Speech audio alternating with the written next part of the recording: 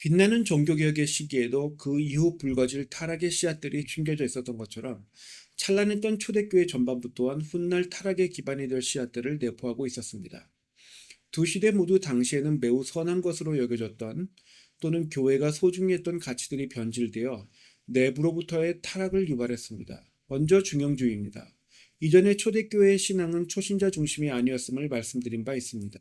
초대교회의 신앙 고백서와 선언문을 보면 초신자들이 이해하지도 받아들이지도 못할 말들을 성경에 나타난 그대로 선포해버립니다.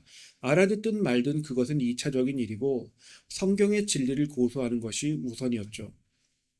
그런데 초대교회 시대부터 교회가 작성한 문서 중에 카테키즘이라는 것이 있습니다. 대개의 경우 간단히 질문을 하고 답하는 형식으로 구성되어 초신자들도 쉽게 읽고 기억할 수 있도록 만들었습니다. 교리문답이라 하는 것인데요. 전부 다 질문과 답의 형태로 만들어져 있지는 않지만 일반적으로 그렇다는 것입니다. 그리고 초대교회는 이러한 문서들을 만들었습니다. 그러니까 초대교회라 해서 초신자들을 아예 팽개쳐버렸던 것은 아니었던 거죠. 그런데 이런 식으로 말씀의 진리를 인간의 언어와 표현으로 쉽게 풀어서 설명하려 하다 보니 인간의 임의적 추론, 당시에는 헬라 철학에 기반하는 표현이 발달하게 되었고 아타나시우스의 삼위일체론이 대두되기 전까지 그러한 학풍을 대체할 논리 정연한 학풍은 발달하지 않았습니다.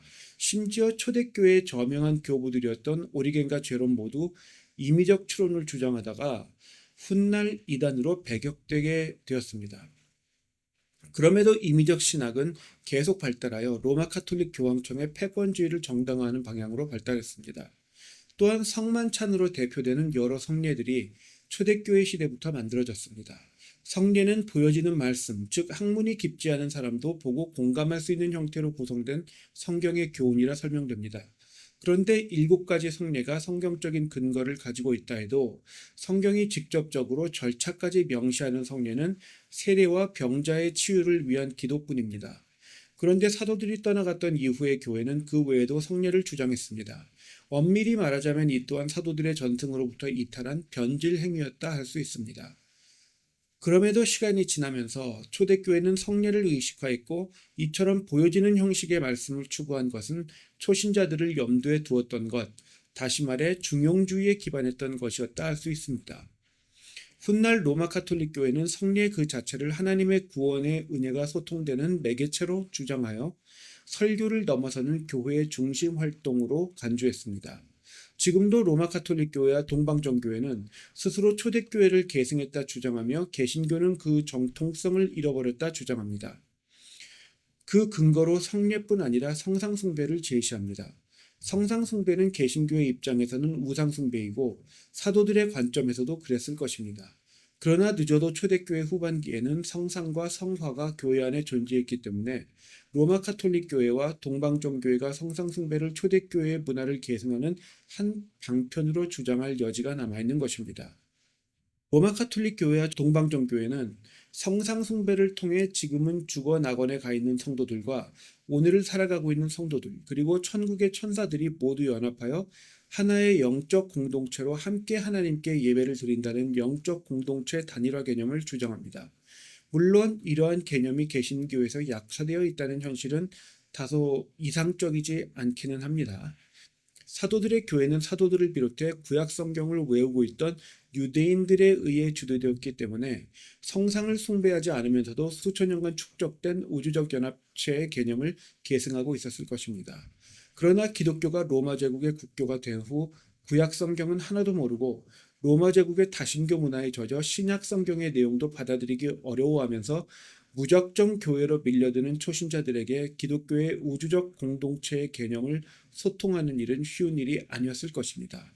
추후 보다 자세히 다룰 것이지만 국교와 가정 중 우상들의 신전이 교회로 대거 개종되면서 우상들의 신전이 성경의 특정 인물에게 봉헌된 교회들로 바뀌었습니다.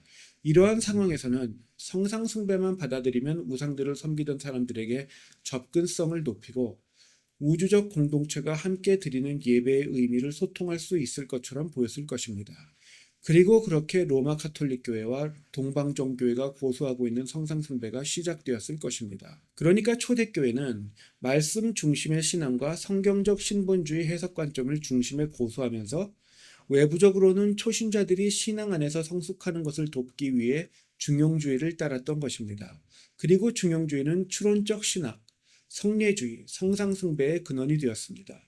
이 중 로마 카톨릭 교회로의 변질을 촉발했던 요소는 성례, 성상숭배, 로마의 황제주의와의 정치적 결탁이라 할 수 있습니다.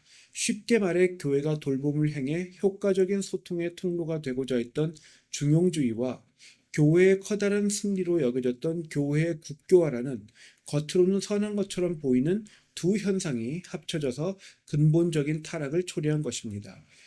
이번 영상에서는 이 시리즈 전반의 내용을 우선 요약해 봤습니다. 다음 영상에서는 초대교회가 로마 카톨릭 교회로 변질된 역사적 과정을 살펴보도록 하겠습니다.